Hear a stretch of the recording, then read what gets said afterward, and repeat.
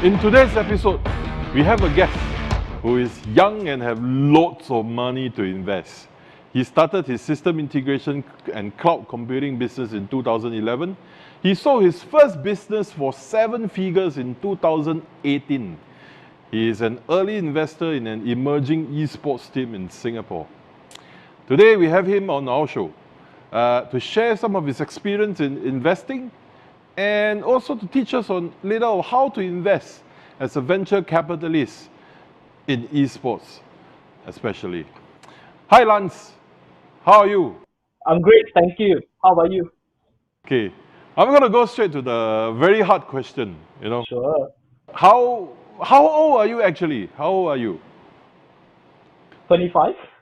25. And you sold your first business in 2018, which is 2 years ago. Wow! Thank you, thank you. 7 figures. Oh, Thank it's seven. If I remember, it was 8 figure, right? It's not 7 figure. Am I right? I can't.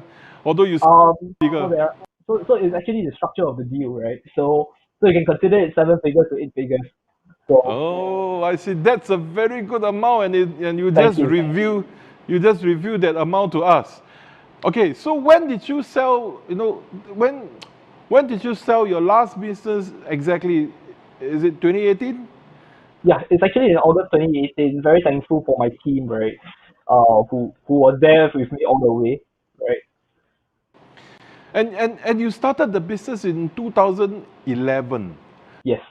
And that was, let me count, 9 years ago, which is when you are 14? Are you Now sure? I'm 16. I'm 16. That when you started the business when you're age 16. Yeah. Oh my God. So, So kind of what? got influenced by my family. So, at age 16, are you even eligible to be a director of a company? Well, I use my parents' name for a reason. But let's talk about that 2011. No, so what prompted you to start that business? As young as 2000, as young as 16 years old. The funny thing is, I used to be looking up to my parents who are entrepreneurs, right? And many of my family members, they were entrepreneurs. So I wanted to see whether I could make something out for myself. Yeah, so the rest was history. Ah, I see. So, so entrepreneurship seems to be built in your blood, and I'm really impressed. I'm really Thank impressed. you. You know, why? Okay, so going on. So why do you want to be a venture capitalist? So you sold your business in 2018, and 2019 you were pretty much maybe not doing anything, ZBL for example, and then you started. And when did you start to be a venture capitalist? So across that 2017, 2018, 2019 kind of years, I've been doing a bit of angel investing here and there. Right. So, being an angel investor, what happens is you actually use your own money to back startups, right? So, I think the natural progression after a while is you realize I need to do a bit of asset allocation, right? I can't throw all my eggs in one basket, but I still want to actually give back to the startup community.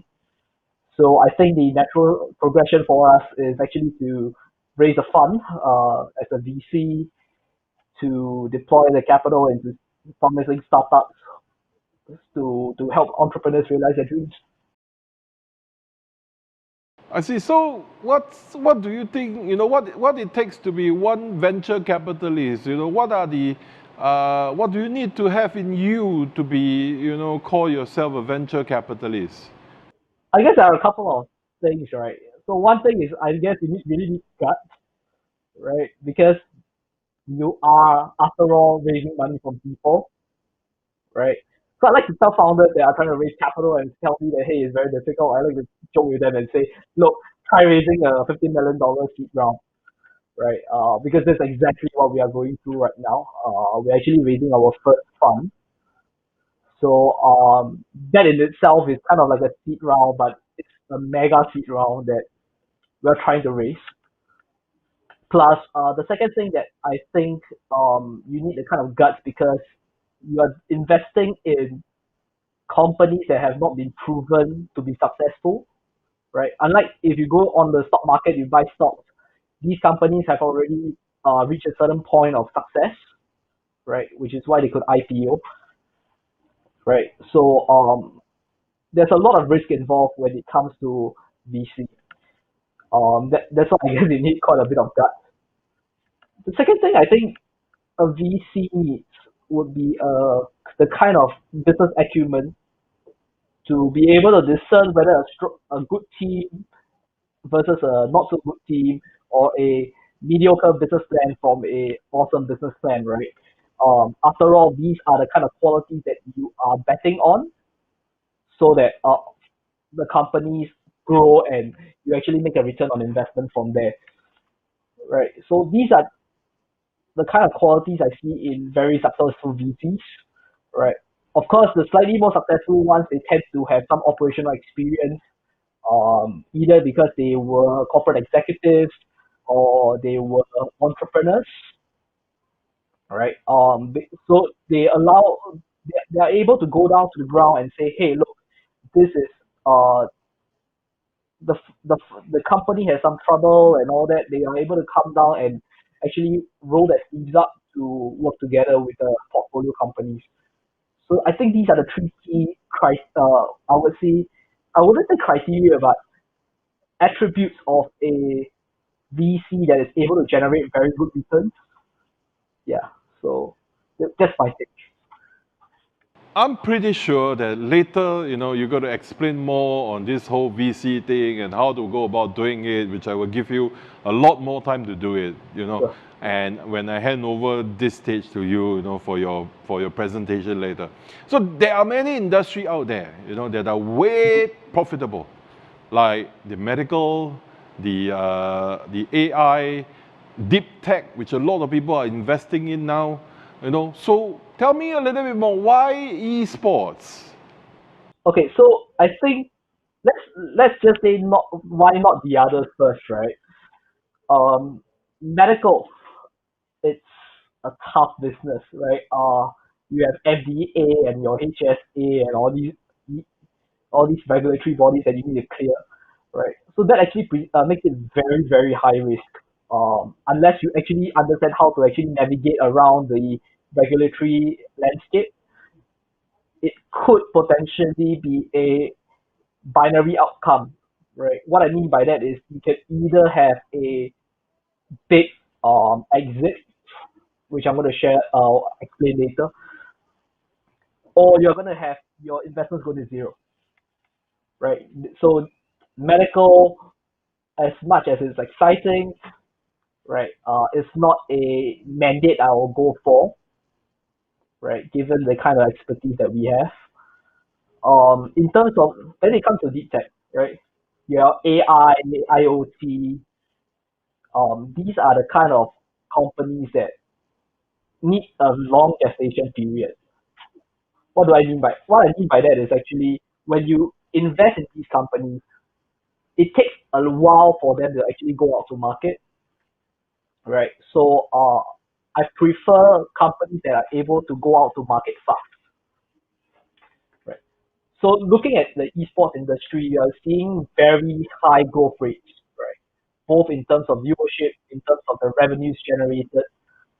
You are looking at that kind of growth rate that brings a lot of potential for investments, but yet you have a situation of the esports industry not being very well developed yet. So you kind of can say that enter at a low valuation, build up the company, right, and sell at a much higher valuation. This actually gives us a better opportunity to get the kind of returns for our investors, right? As I'll explain further later on how funds are structured in this space. That's really very good, insight from 25 years old. And I Learned want a to lot ask of you, time. I wanted to ask you this question. I definitely have to ask you this question. Do you Sure. mind, do you mind telling the viewers how much did you actually sell your company for? back in 2018?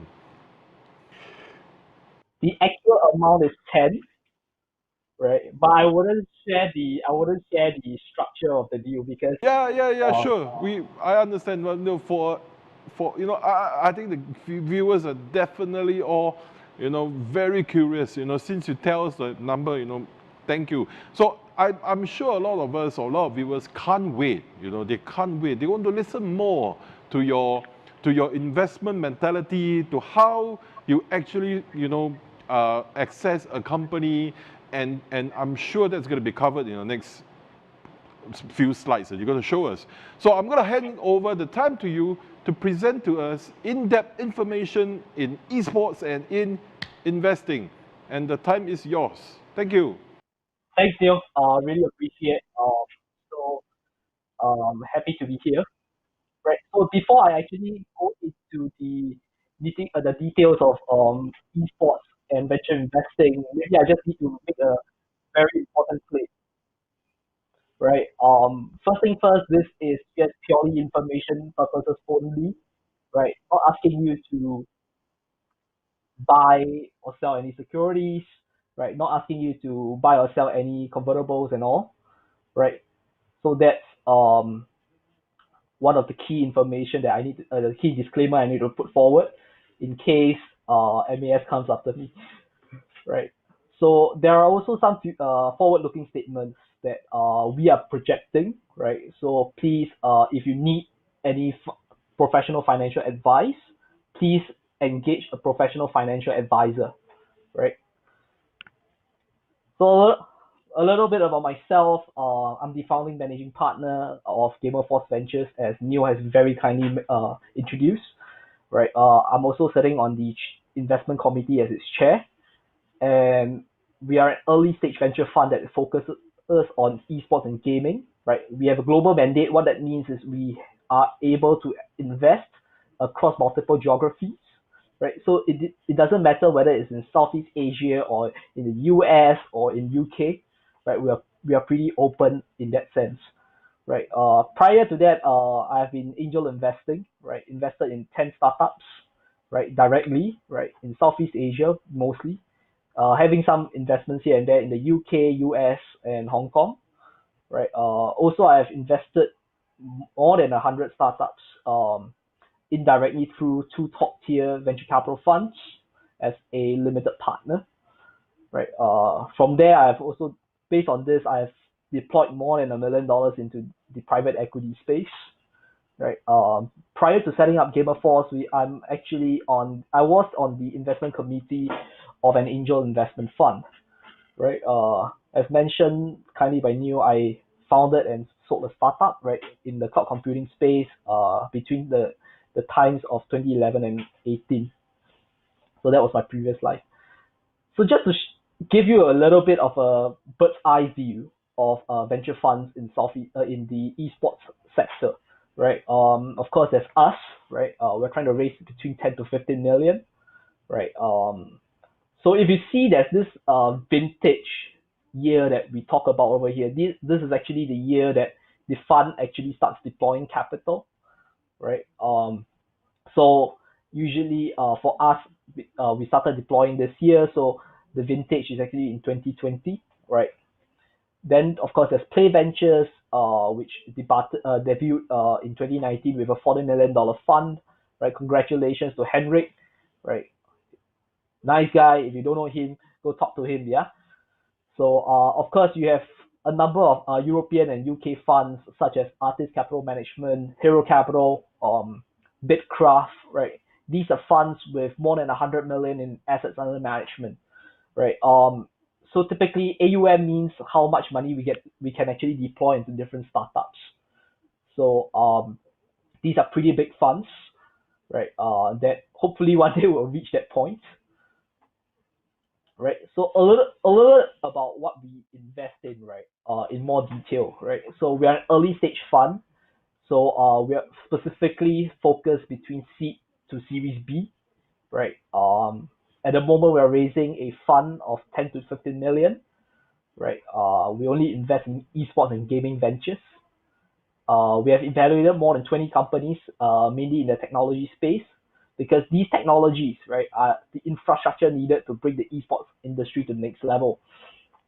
So just to share a little bit about one of the companies that we have evaluated, um, they are they are actually doing artificial intelligence for esports marketing, which I think is pretty interesting in itself because being able to calculate all these metrics for your sponsors, I think that would give teams a better standing and credibility with them, and hopefully this would help the industry grow at a much faster pace, right? So we're targeting to close this fund by 2020, right? August, right? We have triggered the first close already, right? Currently the investments are actually made using my own money, right? And we will be supporting our portfolio companies in aspects such as marketing, business development, tech improvements, and if possible, grant applications to different government agencies such as Enterprise Singapore, IMDA. Yeah, so these are the kind of things that we try to support our portfolio companies with. Now, let's have a 30,000, now that we have seen a 30,000 foot view of what we are trying to do, let's go into the industry, right? I think industry wise, we can split it up into four different groups, right? In general, one side, on one hand, you have the esports teams such as EVOS, which Ivan has actually came online before. So it's kind of like now you realize that you have two guys on two different sides of the negotiation table, right? When it comes to the term sheets and all, right? So we recently led an undisclosed seed round in Resurgence, right? And Team Flash was had a 1.7 million raise from Octava, right, which is a family office based in Singapore. Right, in the US, you actually have Fnatic, which is very well known, US $19 million Series A, large round, number of private equity groups coming into the picture, right? So in the US, you are seeing that it's slightly more US, Europe. These are the guys that are already ahead of us, right? That's why I think Southeast Asia presents a lot of opportunity as well, right? And looking forward to Neo and everyone else together together we kind of like build this ecosystem, right, to its fullest potential, right? On another group, you have the league and event organizers, right? Recently we had the SEA Games, right? We had PvP Esports, which was sponsored by mainly Singtel, right? And the Dota, right, championships, Dota 2 championships, which was held last year, right? They had a prize pool of $35 million. Put things in perspective, right? This is more than 2 to 3 times our fund size, right? So can you imagine if you win a 35 million prize pool? I like to joke with my friends, right? If I win a 35 million prize pool, what I will do is I'll just say, okay, let's close the fund right now. We're going to deploy capital on our own, right? So Dota, right? So some private groups include like new for example the gym, right? I understand that you guys recently had a tournament as well, right? So congratulations on that, right? There's Elephant, which is quite huge in this space as well, right? So on the third angle pillar of this space, IP owners, also known as your game developers, right? So they have the most traction, right? Because probably people understand them better. You have Garena, right, which under the C group, which IPO'd with a up round on the New York Stock Exchange, right? It's actually the first Southeast Asian unicorn, right, which I think is pretty awesome, right? You have two unicorns in Southeast Asia coming from sports and gaming, going to IPO, right? That's pretty awesome in itself, I think, right? And of course, you have Riot Games, which was acquired by Tencent. You have Niantic, which raised a round led by Samsung, IV Institutional Venture Partners, Battery Ventures, right? The round is based on a valuation of 3.7 billion, right? So that's a huge unicorn, right? So for who don't know, Niantic was the guy were the guys behind Pokemon Go game, right? Epic, they raised $1.3 billion, right, in a venture round from Vulcan Capital. So that's the family office of the late Paul Allen, and Lightspeed Venture Partners, one of the top venture funds in the US, right? KKR, private equity fund, right? And the pre-money valuation for that round was $13.8 billion. It's huge, right? So you have a lot. It seems like these guys tend to be in the market, right?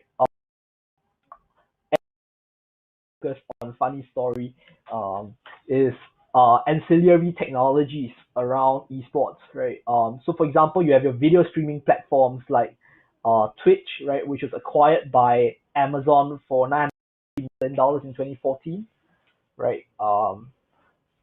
So congrats to Justin and group, right? You have also the game platforms such as your Steam, your Face It, which actually raised 15 million from Makers Fund in Hong Kong, right? And Sostronic, which raised another venture round with Infection, right, in the US.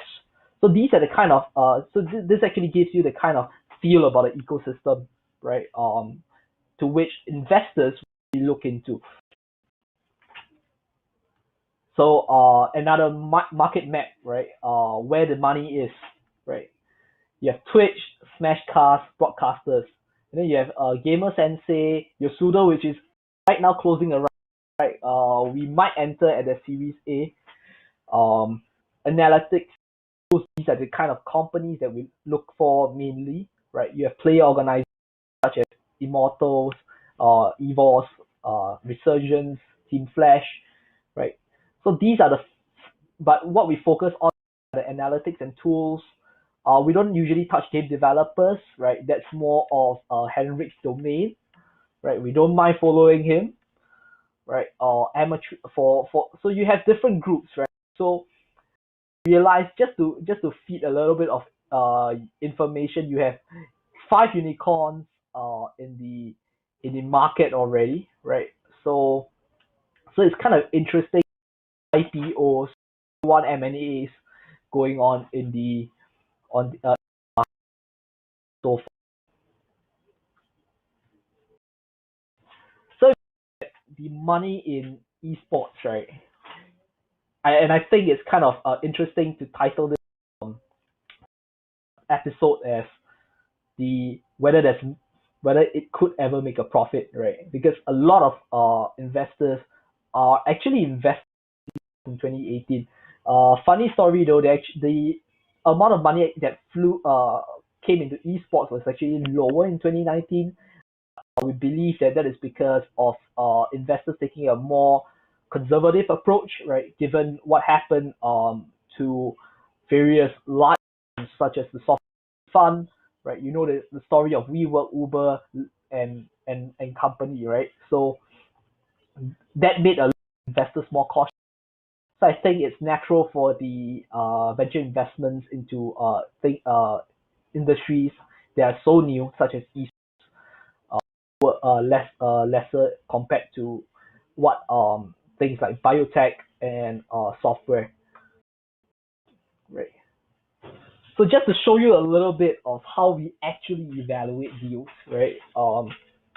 If you think about it, you have 1,000 over companies that are backed by angel investors and all, right? So when it comes to us, we actually screen down and say, look, there's going to be 411 in the second round. Let's say, for example, because we typically bank them at this stage, so 1027 companies that we back, we 111 going to Series B, Series A, Series B, right? So out of that, right, what you realize is most of the time you have companies that are already dead, right? Half of your companies will be dead by then, right? So that is why we actually try to go for unicorns, and we're actually very selective of the companies that we invest in, right? So in fact, most VCs don't invest in more than 1% of the companies that they see, right? So that's the harsh reality, right? And that's what we're going to I'm going to share a bit more on how they actually evaluate companies as well, right? So what actually makes a good venture investment, right? So a lot of people ask me this: founder in the esports is going to come to Gamer for for us to back you, right? What are the things that we look out for, right? I think this like diagram actually covers what we look out for on a very powerful view, right? So the first thing that we look for is most importantly the founder, the team, right? Because they are the ones executing the business plan, right? Of course, we look at the opportunity, right? We look into the market sizing, which uh, we believe is going to be more than it's already cost $1 billion, right? In Southeast Asia. I think with that kind of market size is something that we want to look into, right? So the growth of the market as well, that is important for us. Of course, how well the team has executed in this business plan, and and also importantly, we don't want to overpay. So we actually look into the due terms, both the economic due terms as well as the control due terms, which I'm going to share a little bit later. So one fact that we believe is a top tier founder and team will, with a mediocre business plan, will always outperform a mediocre team with a stellar business plan, right? So if you think about it, right, the business plan will always change, right? The business model changes as time changes. For example, COVID, you had a lot of changes in business, right? New opportunities coming out, old opportunities dying out, right? So the challenge is for you to pivot towards the new opportunity, right? And I think the founders are the ones who are able to steer the company in the right direction so that we can actually survive through the crisis and eventually get a good exit, right? So typically what we realize is co-founders tend to perform better than solo founders. It's not that we don't back solo founders, but this is a trend that we have seen. Because they always say, right, two heads are always better than one, right? Your co-founder can actually look out for you in terms of your blind spots and vice versa, right? So 90% of the game changes are conceived outside of working hours. So I like to potential entrepreneurs that are coming into this space, right? If you really feel that your idea is going to be a game changer, but you're not sure whether you just go for it, my advice is take a plunge. You will not regret it, right? So there are different types of financing options, right? There's one type which is your off-balance sheet financing and your bank debt. This typically takes very short timing, right? 1 month, 2 months, the bank will get back to you and say, "Hey, hit, we're going to disburse this amount of money to you," right? So crowdfunding, right? It takes 3 to 6 months, right? Because we need to run a campaign and stuff, right? And crowdfunding, we believe, is a good platform for you to actually get a proof of concept, right? I used to be in angel equity, right? So I used to take anywhere between 6 to 9 months to make a decision. Sometimes, if we are fast, we can actually do it in 3 months, right? But venture capital takes the longest time, between 6 to 18 months, right? I think now my advice to founders when you're trying to raise capital is it always takes longer than you expected, right? So always ensure that you have enough runway to survive. Okay? You don't want a case where your VC is looking to in your company while you're burning cash, and by the time the VC says, "Here's $1 million, take it and run with it to grow the company," and you say, "Oh, I'm sorry, the company is dead," right? It's not a very good one, right? So now my question, you may be asking me, Lance, why does it take you so long for you to actually make a decision on investment, right? So this is exactly the reason, right? If you look at how we actually work, right? We are the general partner. We deploy 1% of the capital, but we actually get external investors, right? What we call limited partners, right? They're going to contribute 99% of that investment capital, right? So the kind of we are actually investing other people's money, and I think as responsible investors, we need to be very clear of the business before we can actually make the investment, and we want to make sure that we are able to contribute to the growth of the company, so that of course for us we are able to generate better returns, right? So if you look at this carried interest over here, this is where our bulk of the money is made, right? Because we charge it on the profits that is the capital appreciation, right? So that allows us to uh, grow our wealth disproportionately. So do you think we want our investment to actually succeed? I would say definitely yes, right? Plus, your your head is on the chopping board, right? With the limited partners coming after you if you perform, right? So that's the reason why it actually takes so long.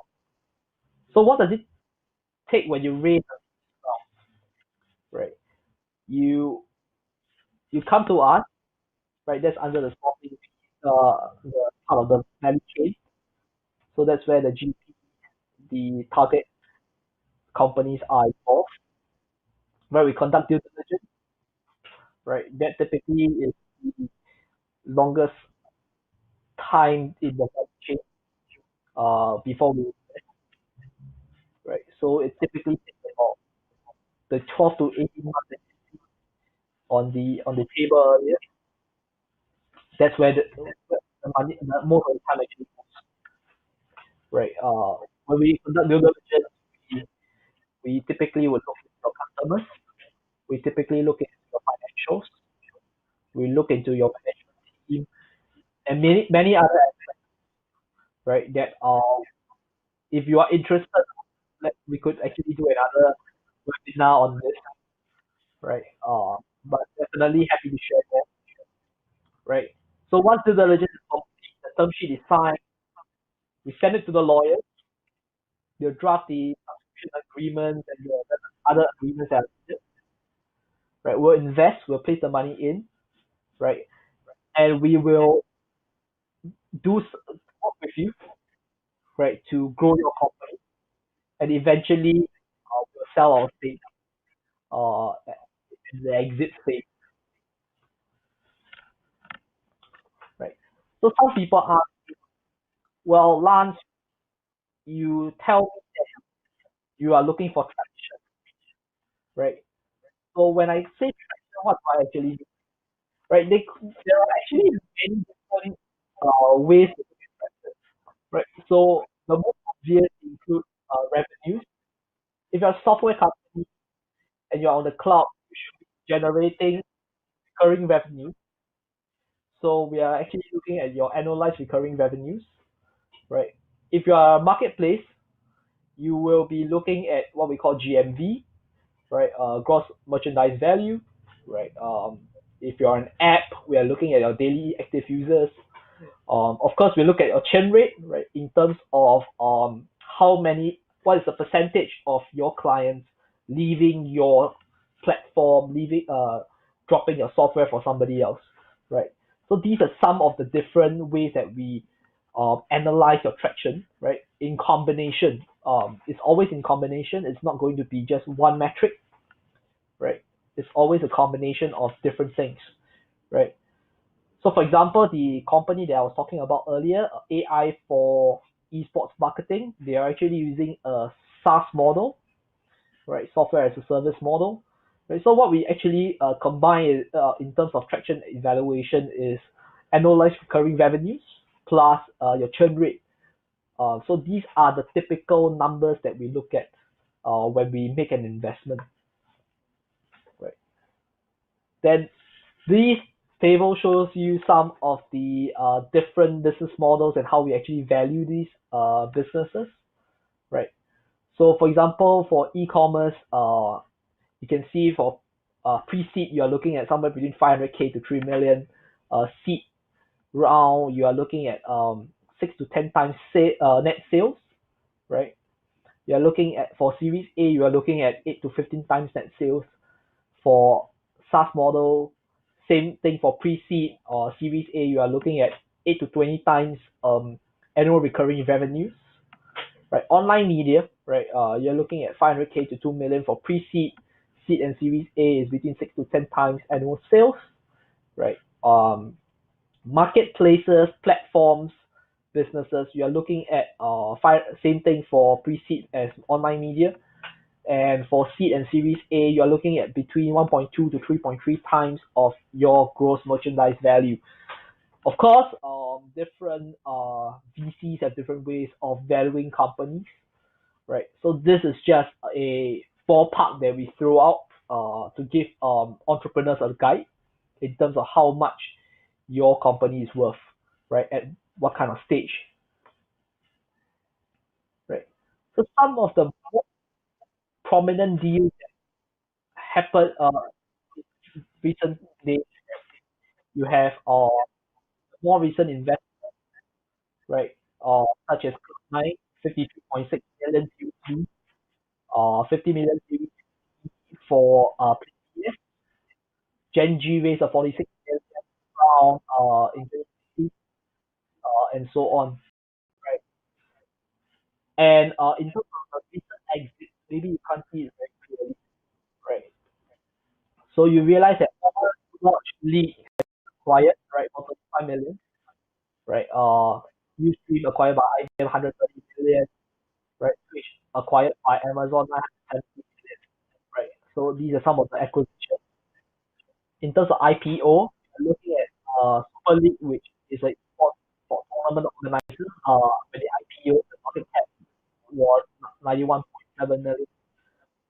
It's just as an example, it actually happened in February 2019, 1 year ago. Of course, Racer, all of us know the stories, right? So I'm gonna discuss a little bit more later. So what is our thesis in esports? Right. What you realize is revenues have been growing 45% year on year over the past 4 years, right? To $1 billion global market in 2019. We are projecting it to grow at 24% per year on year until 2021, right? Um, Southeast Asia is even faster. You're looking at 3% or so, right? Some of the key trends in the esports industry include data analytics, right? So these are some of the things that we're looking out, right? When we're making investments, right? Data analytics. You're talking about predictive analytics, such that if, for example, I want to play Dota, right? If I have a software or API that allows me to predict what my opponents are going to do in the future, in the next few minutes, then I could formulate my strategies to my own guys. Hey, guys, you move here, you move there, and to try to counteract the strategy that the opponent is making, right? India represents a very large opportunity for esports, right? It's a market that we're exploring at the moment, right? So COVID-19, right, interestingly, has helped esports see a massive rise in global prominence, right? Especially amongst the traditional sports fans. You know, the kind of atmosphere that you get when you watch an esports match, it could be an alternative to the kind. It's just like you are going to the stadium to watch, say, a basketball match, right? Let's say you're an NBA fan, you typically go to the stadium to kind of like watch the play basketball, right? But now because of COVID-19, you are kind of like sheltered at home and all that. Kind of forced to you can't actually go out, and now esports presents a very good alternative for you to enjoy that kind of atmosphere again, right? I'm pretty sure that the the gym team has probably received feedback about that in the tournament that they organized recently, right? So, by the way, this is not by me. This is by a incubator accelerator firm that is based in Singapore, right? So Yasuda was actually came out from the first batch of Ansler, and so they actually did some market review and insights on Medium, right? So I think in terms of tech in esports, right? There are a couple of things that we believe will kind of help to grow the esports space in terms of its prominence, right? For example, we believe that the 5 telecommunications will allow us to actually have much better streaming, much faster data processing power, much stronger data processing, and that in itself, I think, will be beneficial when it comes to other parts of the esports, because by lowering the kind of barrier to entry for esports players in general, right? This actually would increase the quality of cloud game, right? Also known as gaming as a service, right? Where you actually stream the game from your to your you can stream high quality games to your mobile, right? So imagine playing Dota on your phone, right? So that's the kind of possibility that cloud gaming, and that is a very big thing that we are looking into right now, right? That would form quite a bit of investment thesis, right? And of course, we believe that VR and AR would give people a better experience when immersive experience when and being able to tap onto these technology trends would allow people such as your game developers to go at a much faster pace, right?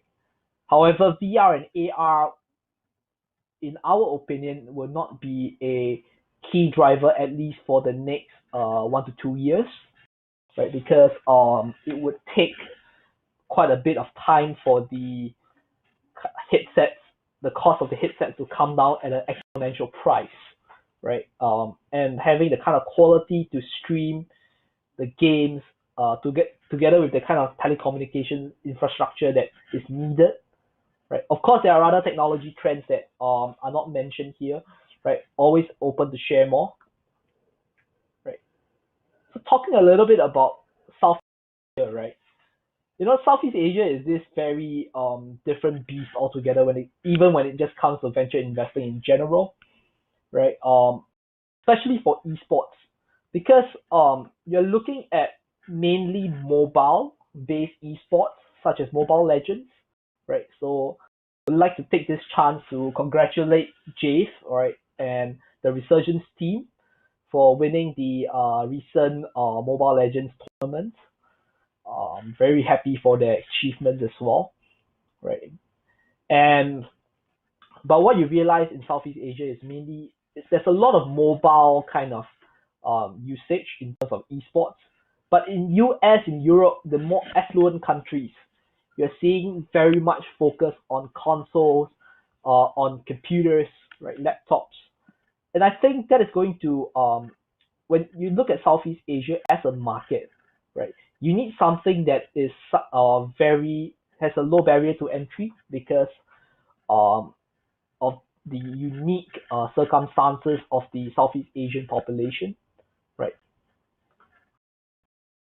To the numbers, right? The total number of mobile gamers in Asia is 250 million. So imagine you could tap into this market, this large market, right? I think that in itself says something, right? So a lot of companies are moving towards like hyper casual games and stuff like that to kind of engage their clients, right? So for example, e-commerce stores are getting hyper casual games to keep their customers engaged, right? So some consumer trends that researched when we were preparing for our fundraise was that if you look into esports audience, right? In 2018, it has reached 380 million, right? With mostly occasional viewers, but you have 165 million esports enthusiasts, right? The average, right, just to put a average spending, right, of the esports enthusiasts in 2018, it's $5.50, right, up by 20% since 2017, right. What this means is actually that the barrier to entry for esports is actually coming down, right. It also translates to a much larger piece of the pie in terms of the revenues, right, more than $1.8 billion US, right? As the industry matures, right, and we believe that the media rights deals and all that coming into the picture, we believe average revenue per fan, right, to be conservatively growing to $6.60 by 2021, right, which translates to close to $1.5 billion in revenues. Right, that in itself is going to be a very big piece of the pie, and I think looking at the kind of growth in the esports space, I think we want to be able to tap into that kind of growth before anyone else can tap into that kind of growth. So you want the kind of first mover advantage kind of thing where you enter and hit it at the right timing when it's growing at a very fast pace.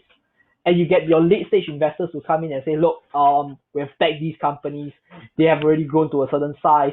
Would you like to put some money into them so that they can grow at a much, much faster pace, right? When that happens, typically the valuation actually goes up, right? So we can actually mark up our gains and say, look, since this time we have generated how many times in total value on invested capital, on paid in capital, right? TVPI. You can say like, look, we've generated 20% internal rate of return, right? Which means the kind of which is actually a good calculation in terms of what investors are looking out for in this space, right? In this venture investing space, right? To be at a so it allows us to go to the top desk of the venture capital firms out there, right? So some prominent companies in the scene, as I mentioned, Razer, right, based in US and Singapore, founded in 2005, went IPO, right? Some of the top investors include Mr. Koh Boon Hui, right, one of the earliest investor, right?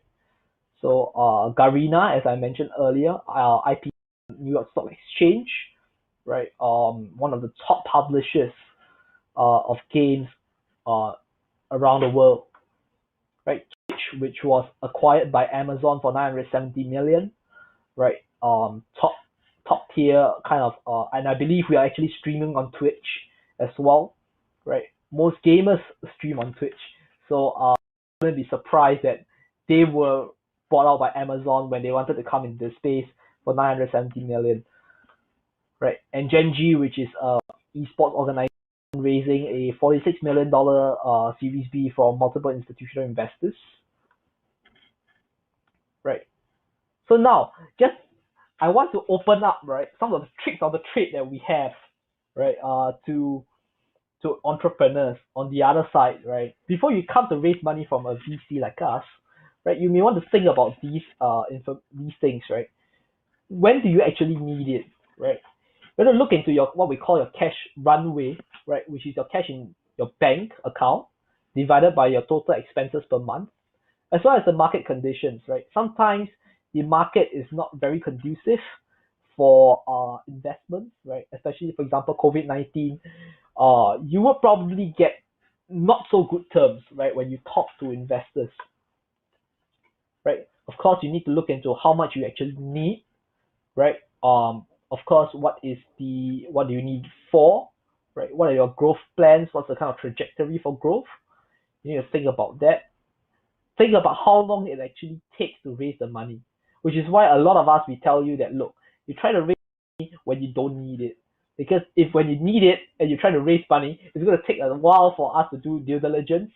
And I hope that by then you don't get your cash burn doesn't your runway doesn't run out, right?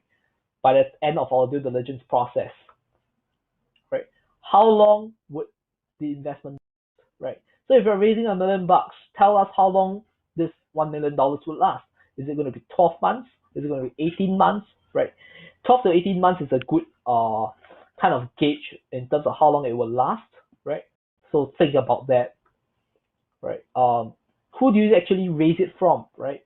What's the kind of value add that your investors can bring to the table, right? Don't forget, some investors, not all investors are equal, right? Don't just go for the valuation, right? Because there are ways for us to play your valuation after giving it to you, right? So of course you must think about the fit and suitability for the investor, right? Because some investors only invest in certain areas and not others, right?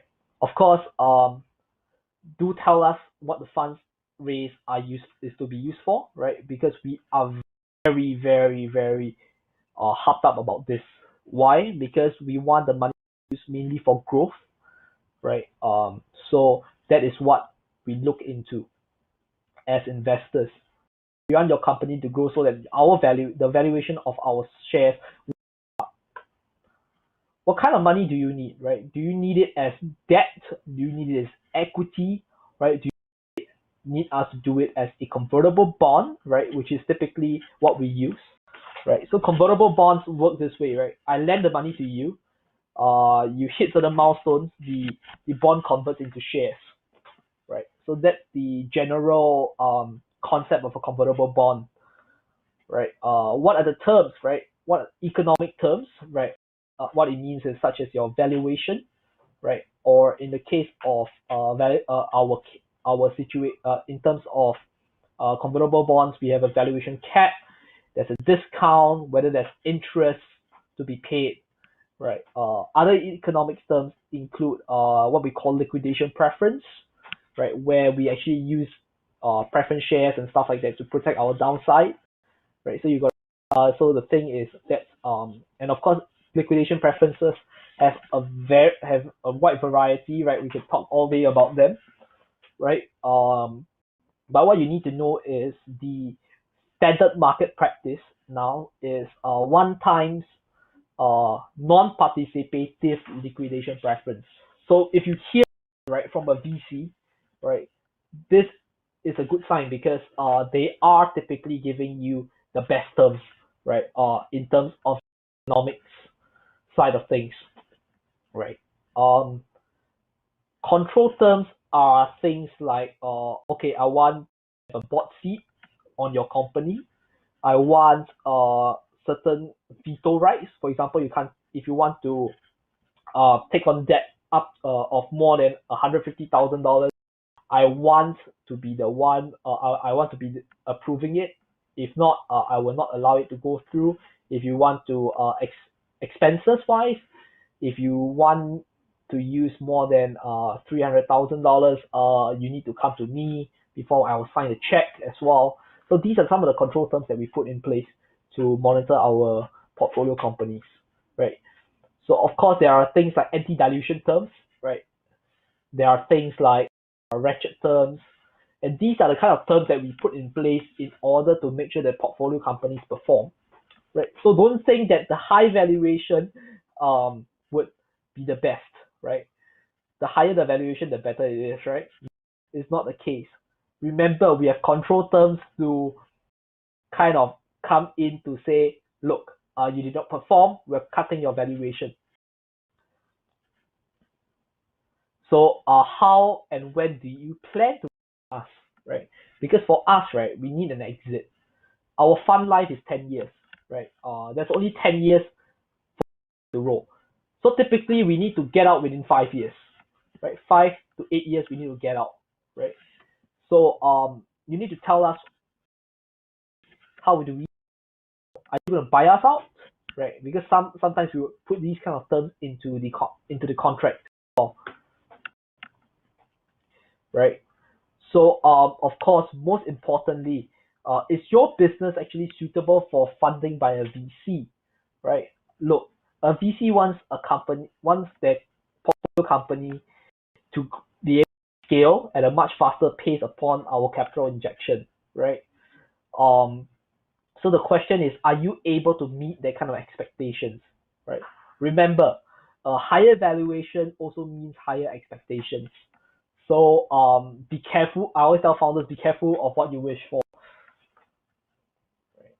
So some of the common mistakes that founders make when they look for VC money, right, is firstly that approach can be lacking in focus, right? They prefer to be a shotgun, right? Anybody goes, rather than a rifle approach where you say, okay, this VC can add value to my company, that VC can add value to my company, right?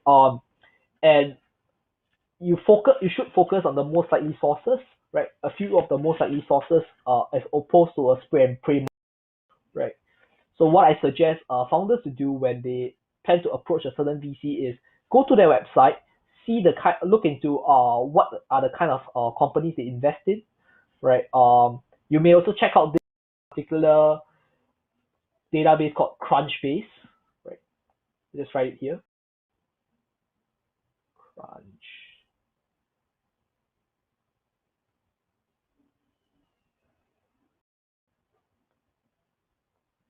Look at the Crunchbase profiles if available.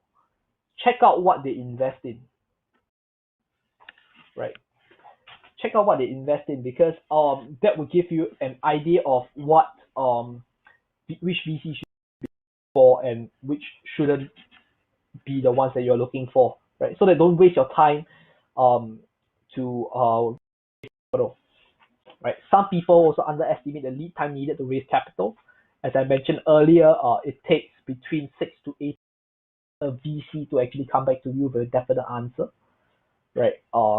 So beware of that, because we need. So if you want, you can actually build a relationship before that, right? So that's what I recommend founders to do. That a lot of them do is falling in love with their business plan, right? Sometimes business plans that are too thick, we typically just throw out of the window, because we review 500 to 1,000 business plans per month, right? A typical VC would be looking at that, right? Some founders take their projections too seriously. Do take note that your business model will always, right? Business conditions will always change. At the moment, your business conditions, what you realize is your projections are no longer valid. So don't, but of course, do give some thought into it. Do analyze with us your assumptions, right? Because if you don't, we would make our own assumptions and we'll start doing things to your projections that you might not like, right? Some entrepreneurs give us too many exhibits and too little analysis, right? It shows us that you did not put a lot of thought into the business, right? So what we want to see is looking in depth into, hey, this is the exhibit. Why do you think that this is the situation right now, right? So it's good to be able to analyze very in depth about your business, right? Critical thinking, right, is needed And that's what I always tell entrepreneurs, right? And a lot actually, and this is and the fourth point is actually very important, right? When I speak to a lot of companies with two techie founders that come in and tell me that, look, we're gonna look at development and try to develop the perfect product before going out to market, right? What I can tell you is there's no perfect product because but the thing is, always remember, real sales and customers count, because that in itself is traction. Product development for us, right? Don't cut. You know, the thing is, I've seen that came to us raising, um, who have raised $1 million for product development. Nothing came out. Coming to us to raise another 3 million, $5 million for the product development, and just a little bit of marketing and sales. I don't think that's the right way to go. For us, we prefer companies that are already generating revenues as much as possible. We prefer companies that are at least having traction in terms of users, in terms of customers, in terms of sales. That gives us a baseline for us to make our decisions, right? As mentioned, don't spend too much time with raising capital, right? Because you need a lot of time to run a business, right? I've went through that process. I can tell you it's hell, right? You need a lot of time to build your business.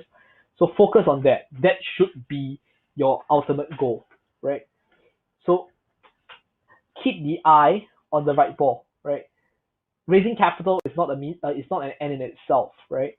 Raising capital is just a means to an end for you to build your business, right? To be profitable, right?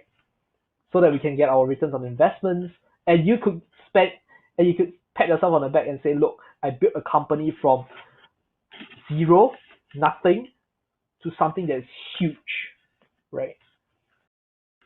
Of course, having said that, we do help our portfolio companies with capital raise as well, right? As we are doing now with Resurgence, we are helping them with their capital raise, right? So if, let's say, any angels or any VCs that are listening to this podcast, if you are interested, please do ping me. I have my email address later that I will share with you as well. Um, some founders fail to appreciate the needs and wants of an investor, right? Because what we want is an exit, right? We want exit, multi-fold exit, because if you look at venture economics, what happens is most of the things will fail. You need your winners to cover everything else and more. So that is the kind of investor profile that you're dealing with when it comes to VCs, right? We want companies that can give us at least 10 times returns, if possible.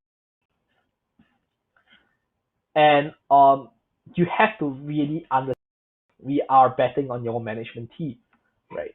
Especially at such an early stage, right? I tell people that, look, your business plan is just showing me your thought process, right? It doesn't tell me where your business is going to be 5 years from now. It just shows me your thought process, how you think, right? How you look at ideas, right? Your perspectives, and that is what we are betting on, right? Because when the business conditions change, you need to pivot. And if you think that the business is what we are betting on, I'm sorry, what we are betting on is the management team, right? Don't be afraid to share ideas, right? I always tell people that ideas are great. There's only one big problem. There's nothing proprietary about good ideas, right?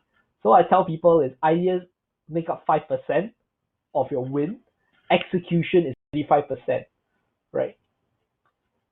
Don't be penny wise, pound foolish, right? Which means don't just hop up over valuations, right? Don't be too hyped up over your valuations, right? Because that's it. Because there is a price to pay, right, for high valuations. There are terms that we can throw into to make sure that we can say that, look, you want 100 million valuation, give you that, but if you don't perform, this is what's going to happen. If you don't perform, that's going to happen. If you raise at a down round, meaning you raise at anything below 100 million, this is going to happen, stuff like that. We have ways and tricks around it, right? We have tricks around valuations. So don't be too harped up. Do take note that ownership is not control, right? Typically we have ways to get disproportionate control. So don't think that 20% of shares equals to 20% in terms of control, right? Because we have ways to get much bigger share of the control. So what I tell founders is what you need to look into is ownership low, control high. You need to have high control over your business, right? Compared to an ownership because because what you are getting is a slightly smaller piece of a much larger pie, and a lot of them don't have relative bargaining position, right? Sometimes you think that your VCs love you. Actually, sometimes you might love your VCs love you, right? Hard truth of life, right? This we realize on both sides of the table, right?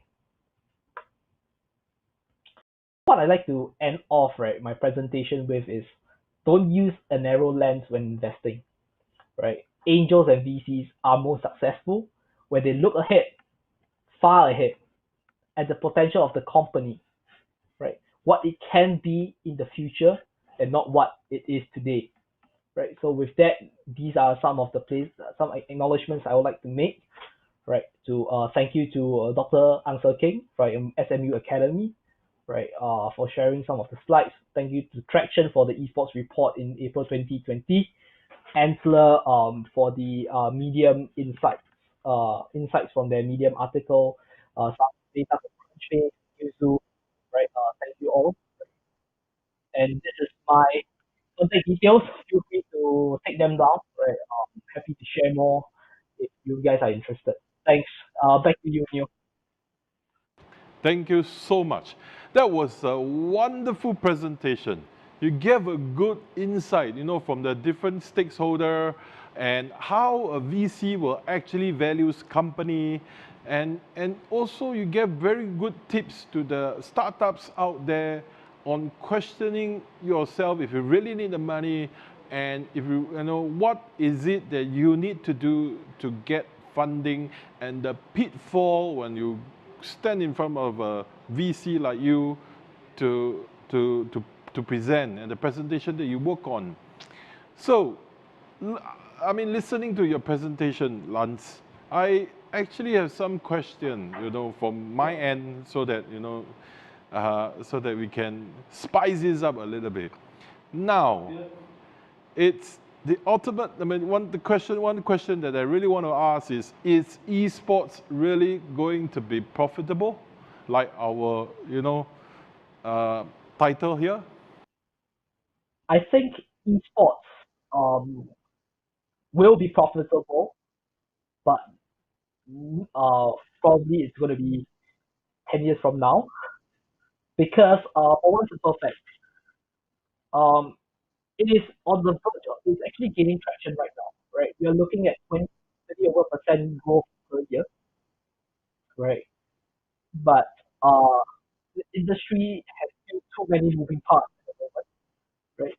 And I guess that's our right to come in, right, to help companies figure out how to leverage on the esports trend, how to leverage on how millennials consume content through esports, how to capture the kind of attention, right, from for these sponsors and all that. And only if you are able to do that, I think that is when esports as an industry will become profitable, right?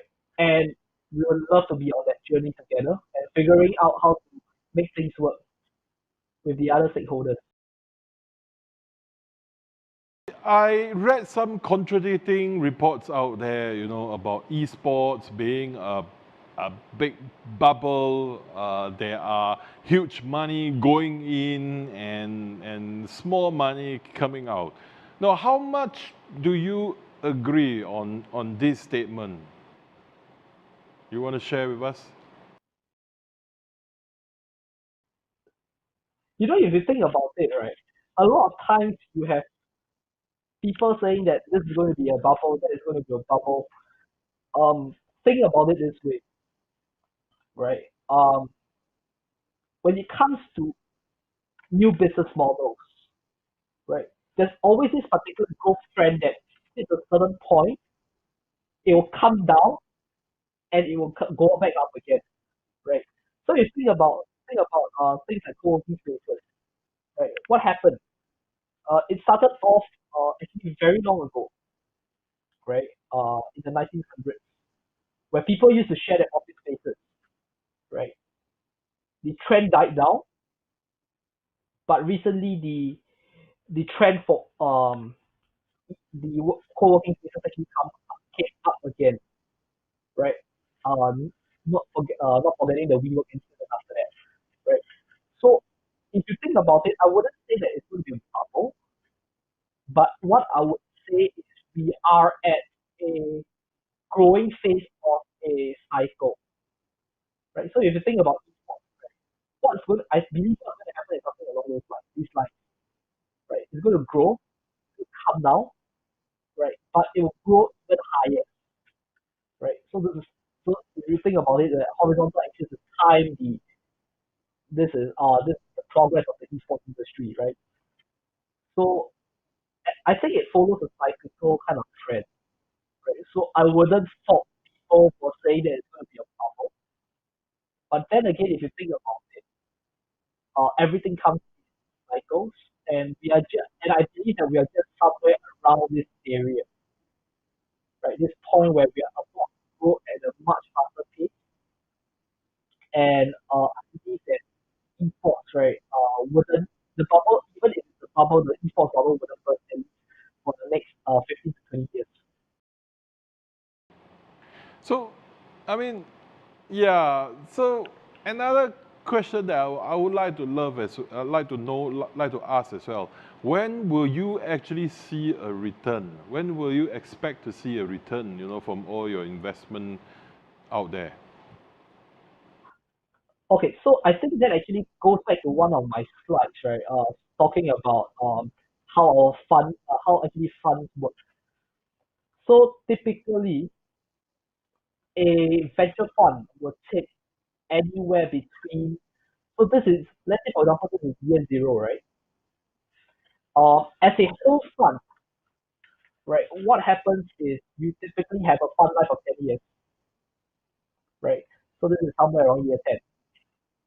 This is as a fund, right? The rate marking is as a fund, right? But if you think about portfolio companies, right, we typically come in slightly later, right? So somewhere around year 1 to 3 of the fund life, and we start to exit around 6 to 8 years. So that is when we exit. That is the time we actually see the kind of return, right?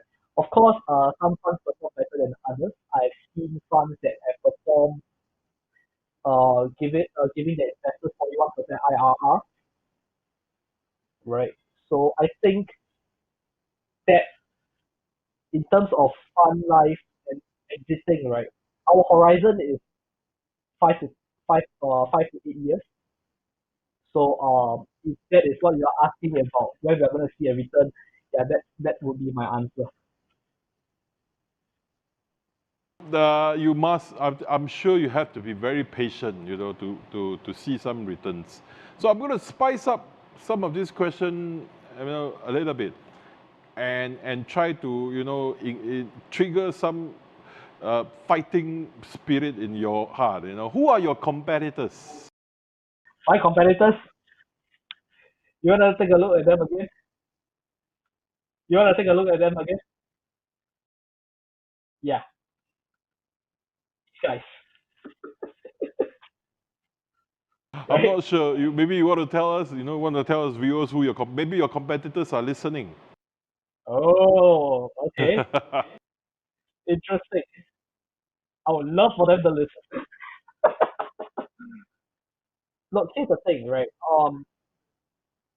Being a I always believe that there is some element of competition, but also there's some element of collaboration between the parties, right?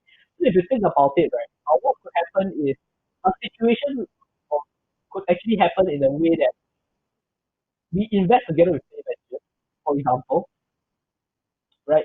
And then somehow or another, the company goes to Europe, right? They go to someone like artist capital management to raise at least six round or to combine together with, say for example, with Trust 2, right? So if you think about it, right, there's a lot of an element of collaboration, and it's not just about competition, right? So if you really want to say competition, right, this is the list that I'm looking at, right? Yeah, that's a very smart reply from you. Uh, I hope so. I'm gonna, and looking at all, I mean, listening to your presentation and then understanding from your talk about investing and stuff. You know what? When are you going to invest in me? When are you going to invest in me? Well, Or will you? I mean, will you be investing in another, startup or teams very soon? well, it actually depends. How we invest typically requires really capital first, right? So that's actually the focus of the firm right now. Raising capital needed to invest. Of course, we are open to invest in different companies, right, across different sectors in terms of we can have like a team, and then we have a co-working space, and then we have a whole bunch of other things, right? So I wouldn't rule out the possibility that we'll be sitting on our cap tables. All right, you are very young. You are 25 years old and start your company probably 10 years ago, sell off, no, not 10 years ago, about 7 years ago, sell off your company, 2018, go into a VC game, you know. So when is your end game? Where do you see yourself in the next 10 years, maybe, which when you are just 35 years old, and in terms of your, overall wealth, in terms of your portfolio, in terms of your, you might be already retired at 35, tell us a little bit more of your own dreams, long-term dreams. I think it's about giving back, right? Ever since the days where I built my company and sold it, right? I think it's kind of interesting to go to the other side of the negotiation table, right? Where we get to speak to really brilliant founders, right? Like yourself, right? And discussing what the plans and the kind of dreams and hopes and dreams that they have, and hopefully, if they fit our criteria, we are able to help them realize their dreams, right? 5 to 10 years down the road, right? So, for me, 10 years down the road, I probably still in the game, right? Hopefully, make it decent return for my investors.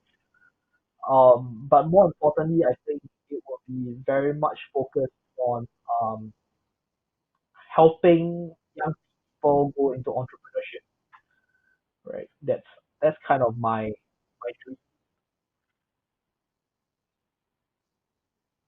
Times is running up, and it is wonderful for you to be on our show, and it is wonderful for you to share so much information that that will benefit a lot of even not just in esports, but will benefit a lot of startup out there. From the way how VC function and how what kind of stuff that have look into, and Lance Quack, seriously, thank you very much, and I hope that Gamer Force venture will be one of the big VC in the future. So, Thanks for and thanks for having take it away. Thank you very much, Lance. And then I'm sure when the CB is over, we are going to meet up, drink Sure. coffee, and talk about esports. Sounds good. Thanks. Signing off. This is Neo, and see you, Lance. Yeah, see you. Take care. Thanks for having me. All right, we're coming to end of our show, and stay tuned for our next episode, because in our next episode we have a very successful coach in esports that's coming onto our show. So if you like our program, please write us comments and give us feedback on who you want to see in our show, and then we can try to invite them. And also, if you like our Facebook page, our LinkedIn page, and try to share this, and all these videos and stuff will be actually available on all our social media in time to come. So we hope that we are giving you some really good insights into the industry, and that's it for today. Thank you very much, and see you next time.